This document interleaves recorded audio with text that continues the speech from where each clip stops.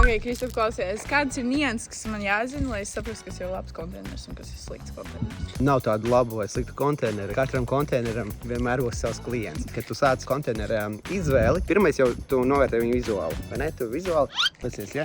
Konteineri, ja? Pasies uz konteineru. Jā. Un kā, tu gribētu tādu pirkt? Nu, protams, ka vai. Pasies uz to? Viņš tam krāsa. Šeit tas jau krāsai arī liela nozīmes ar citu. Tumšie konteineri vienmēr saulē stāvot uzkarsīs vairāk nekā gaišajā.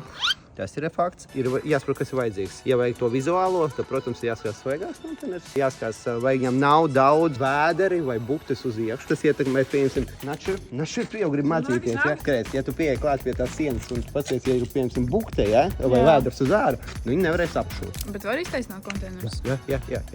Ok, tagad es novērtēju konteineru vizuāli, ja? Un tev liekas, ok, uz šitādu konteineru es gatavs skatīties ikdienā, un tad ir jāpievietojumi, arī jāpiet pie durvīm. Tas vienīgā tehniskā funkcionālā lieta, kas īsti neremontējas, tas ir durvis.